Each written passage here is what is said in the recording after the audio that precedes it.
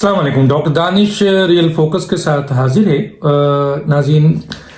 आपको पता है कि सुप्रीम कोर्ट बार एसोसिएशन के सदर जनाब एहसन बोन साहब ने सुप्रीम कोर्ट में एक पिटीशन दाखिल की कि तायात नाअहली जो है सुप्रीम कोर्ट का इस्तेहकाक नहीं है, और उन्होंने कहा कि 184(3) और 199 हाई कोर्ट का जो आपका जुरिडिक्शंस है उनका, उसके लिहाज से उन्होंने फंडामेंटल राइट्स को जो है वो उठाया, जो कि हर शहरी का है, इवन कि मुजरिम का भी फंडामेंटल राइट्स होता है। तो उन्होंने फंडामेंटल राइट्स के लिहाज से फिर 62(1)(f) के लिहाज से उन्होंने कहा कि जी इसमें कोई आपके तायुन नहीं है कि कितने दिन के लिए किसी को डिस्क्वालीफाई किया जा सकता है। तो बहरहाल उन्होंने सुप्रीम कोर्ट के सामने ये केस लाए हैं कि ये फैसला जो है वो गैर आईनी और गैर कानूनी है, और इस सिलसिले में इनकी पिटीशन से पहले, बहुत पहले हमने वीलॉग के जरिए ये सब कुछ बता दिया था कि सुप्रीम कोर्ट के पास आईनी और कानूनी तौर पर यह इख्तियार नहीं है कि वो मेंबर ऑफ नेशनल असेंबली को, अगर वो वजीर आजम हो, स्पीकर हो या simple member of national assembly हो, उसको डिस्क्वालीफाई करे, और डिस्क्वालीफाई इस तरह करे कि वो तायात नाअहली हो। ना वो डिस्क्वालीफाई कर सकता है, ना वो तायात नाअहली की सजा दे सकता है। अगर वो सुप्रीम कोर्ट इस केस को सुनती भी है तो आर्टिकल 62(1)(f) के तहत कोई अगर सादिक और अमीन नहीं है तो उस पर जजमेंट दे सकता है कि ये आदमी को हमने पाया कि ये सादिक और अमीन नहीं है। फिर ये एक प्रोसीजर है कि मेंबर के लिए कि स्पीकर जो है वो रेफरेंस देता है इलेक्शन कमीशन को, इलेक्शन कमीशन इसको डिस्क्वालीफाई करता है। और इसके लिए आइन बिल्कुल क्लियर है। आइन से तजावज करके चंद जजेस ने गैर आइनी और गैर कानूनी फैसला दिया है, और ये फैसला एहसन बोन साहब ने चैलेंज किया है आपके वहां पे, क्योंकि हमने ये बहुत पहले ही ये सब कुछ बता दिया था, और ये भी बताया था कि सुप्रीम कोर्ट की भी एक ज्यूरिडिक्शन है, उससे आगे वो नहीं जा सकती, और वो ज्यूरिडिक्शन है 175(2), जो कि सुप्रीम कोर्ट को बाउंड करती है कि इससे आगे हम नहीं जा सकते। और ये आर्टिकल उनको बाउंड करता है कि आइन और कानून में अगर कहीं तायात नाअहली का जिक्र नहीं है तो आप कैसे दे सकते हैं, नहीं दे सकते। दूसरी तरफ ये इस्तेहकाक के डिस्क्वालीफाई करने का इख्तियार भी इनको नहीं है, इनको सिर्फ जजमेंट देने का इख्तियार है कि ये सादिक और अमीन है या नहीं है। दूसरा, डिस्क्वालीफाई करने का इख्तियार सिर्फ और सिर्फ इलेक्शन कमीशन को है, और वो भी हमने बता दिया था कि आइन का आर्टिकल 62 का 3, 63 का 2 और 63 का 3, ये दो आर्टिकल हैं जो वाज़ेह तौर पर बताते हैं कि इलेक्शन कमीशन किस तरीके से मेंबर को डिस्क्वालीफाई कर सकता है। चुनांचे एहसन बोन साहब की ये एप्लीकेशन हमें उम्मीद थी, हमें यही पता था, सारे वकीलों को ये अंदाजा था कि जब ये रजिस्ट्रार ऑफिस में सबमिट होगा तो रजिस्ट्रार साहब जो है इसको एतराज लगाकर वापस कर देंगे और अपनी फिलॉसफी झाड़ेंगे। हालांकि वो आईनी आदमी नहीं है, ना कानूनी आदमी है, बल्कि वो प्राइम मिनिस्टर सेक्रेटरीट में एडिशन सेक्रेटरी थे, और वहां के प्रिंसिपल सेक्रेटरी के बहुत राइट हैंड, और प्रिंसिपल सेक्रेटरी पूरी हुकूमत चला रहे हैं, यानी इमरान खान के वो राइट हैंड है। तो एक है राइट हैंड आदमी जिसको इमरान खान ने पोस्ट किया है सुप्रीम कोर्ट में, जो बेसिकली इंतजामी मामलात को तो समझते हैं क्योंकि एडिशन सेक्रेटरी रहे, लेकिन कानूनी और आईनी मसला वो इस तरह नहीं समझते। चुनांचे उन्होंने, और ये हमें पता था कि उन्होंने एतराज करना है, इसको लगने नहीं देना है जहां तक रजिस्टर होगी, क्योंकि वो तो इंस्ट्रक्शन ले रहे होंगे, क्योंकि जहां से आए हैं वहां से इंस्ट्रक्शन ले रहे होंगे, यानी प्रिंसिपल सेक्रेटरी आजम खान से या डायरेक्ट इमरान खान से। तो गोया उन्होंने एतराज लगाया, और एतराज क्या किया, उन्होंने क्या एतराज किया है कि जनाब इस पे मजीद नजरसानी नहीं हो सकती, 5 जजेस का फैसला है, तो कम से कम पढ़ लिया करें आप जनाब रजिस्ट्रार साहब। मैं पहले ही कह रहा हूं, और आप पर तो ऑब्जेक्शन मैं नहीं कर रहा, सुप्रीम कोर्ट के जज जो आइंदा आने वाले चीफ जस्टिस हैं काजी फाइज ईसा ने आप पर यह इल्जाम लगाया है कि आप तो इंतजामी आदमी, आप तो कानूनी आदमी है ही नहीं, तो आपकी पोस्टिंग जो वहां की गई है वो गैर मसलन एक तरीके से कहना चाहिए सुप्रीम कोर्ट के इस जगह पर जहां एक आईनी और कानूनी आदमी होना चाहिए, जो एतराज भी लगाए तो उसको पता हो कि आइन और कानून क्या कह रहे हैं, एक ऐसे शख्स को लगा दिया जो यस मैन है, और उसने वही करना है जो कि पीएम हाउस बोलेगा। बहरहाल वो कितने दिन है, क्योंकि अब नए चीफ जस्टिस आए हैं, नए चीफ जस्टिस हमेशा नए रजिस्ट्रार लेके आएंगे, और उसके बाद काजी फाइज ईसा से आएंगे तो इनका तो कलाकमा वैसे भी हो जाना है। तो गोया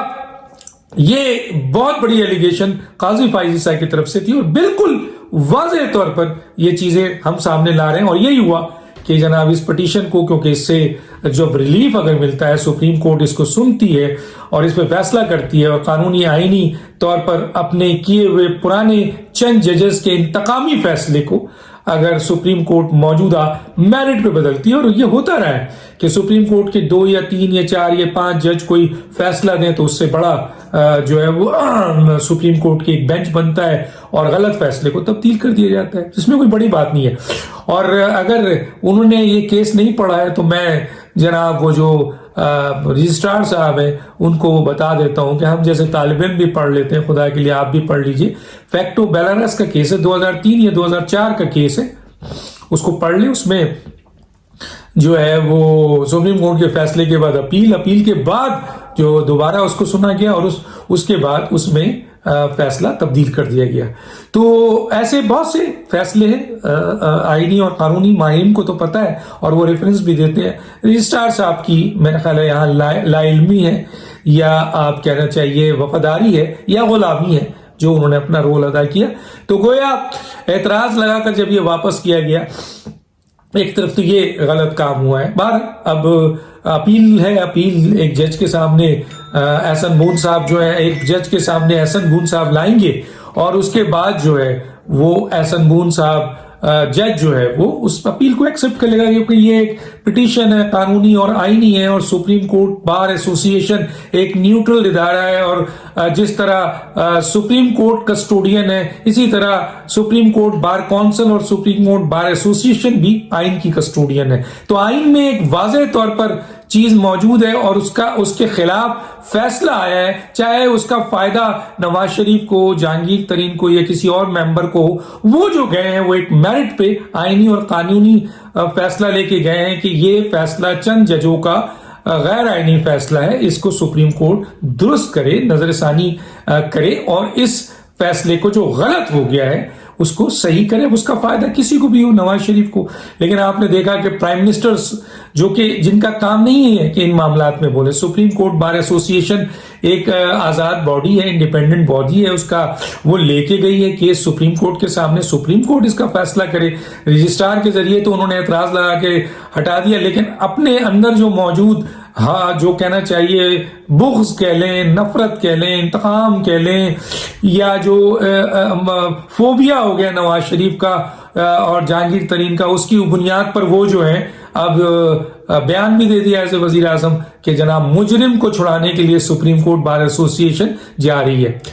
مجرم کو چھڑانے کے لیے نہیں جا رہی ہے, وہ آئین اور قانون کے خلاف جو سپریم کورٹ کے چند ججز نے انتقامی فیصلہ دیا ہے اور غلط فیصلہ دیا ہے, اس فیصلے کو درست کرانے کے لیے سپریم کورٹ کو رجوع کر رہی ہے. وہی پلیٹ فارم ہے, ان کے پاس جا رہی ہے کہ وہ اپنے ان ججز کے غلط فیصلے کو درست کریں. یہ لے کر احسن بون صاحب گئے ہیں, لیکن عمران خان صاحب نے اس کو جو ہے وہ کہا کہ مجرم کو چھڑانے جا رہے ہیں. تو میرا خیال ہے یہ شرم کا مقام ہے, پرائم منسٹر کو اس میں انوالو نہیں ہونا چاہیے. یہ مسئلہ سپریم کورٹ بار ایسوسی ایشن اور سپریم کورٹ کا ہے کہ وہ اس کو کس طریقے سے ٹیکل کرتے ہیں, ان کا ہے, وہ دلائل کیا دیتے ہیں, کیا صورتحال ہے. ویسے ٹوک بات ہے, آئینی اور قانونی ماہرین بھی کہہ رہے ہیں کہ جو یہ پٹیشن سپریم کورٹ سنے گی, سپریم کورٹ جب اس کو میرٹ پہ اس فیصلوں کو دیکھے گی تو ان فیصلوں میں آئینی اور قانونی بہت تضاد ہے اور غلط فیصلہ ہوا ہے. اب اس فیصلے کو اگر سپریم کورٹ درست کرتی ہے تو یہ سپریم کورٹ کے لیے بہت اچھی بات ہوگی, کیونکہ سپریم کورٹ پہ بار ایسوسی ایشن کا, عوام کا, لوگوں کا, ایڈوکیٹ کا, قانون کا, انصاف کا, سب کا اعتماد بحال ہوگا. حقائق اور فیکٹ پہ بات کی جائے, زبردستی کی جائے, نظریہ ضرورت کے تحت کی جائے, تو پھر تو جس طرح سپریم کورٹ کے حوالے سے آپ دیکھ رہے ہیں کہ جی